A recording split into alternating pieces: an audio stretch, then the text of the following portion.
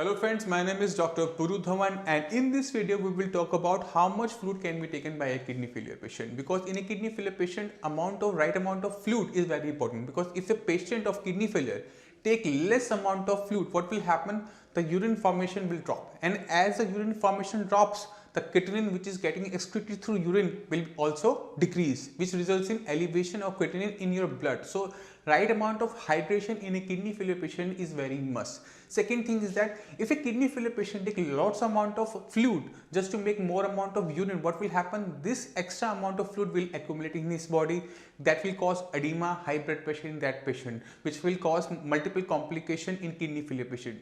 That's why it's very important for all kidney failure patients to learn what amount of fluid is good for their body.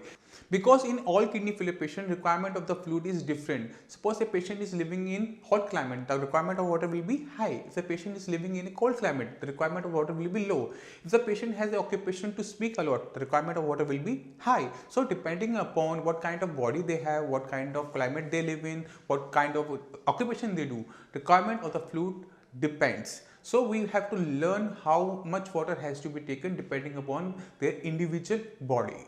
So at Science and Gemini, we suggest all kidney failure patients to listen to their sensor. If their lips are dry, their throat is dry, that means body is dehydrated. That means we need to hydrate our body with the amount of half cup. That means 50 ml of water has to be taken in a single go.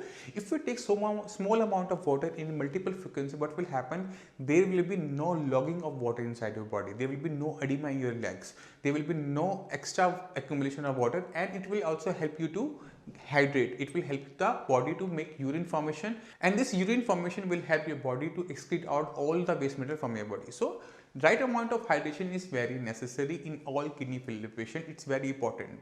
If you're feeling any kind of edema in your body, especially in the lower extremities, that means there is an extra amount of water in your body. To remove this extra amount of water from your body, we have to work on three factors altogether. First, we have to cut down the amount of water whatever we are taking. Second thing we have to do is that we have to cut down the amount of salt, because salt is something which promotes the accumulation of the water inside the body.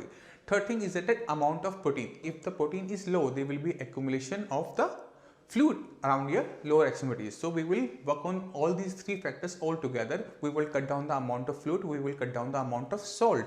And if we have to go for salt-free diet for a few days, we will go for that also, and we will take the amount of protein if our report shows the amount of protein is low in your blood. So we will work on the body depending upon the reports. So now you know the importance of hydration in a kidney failure patient. If the level of the fluid goes low, urine formation will drop, the level of creatinine will increase.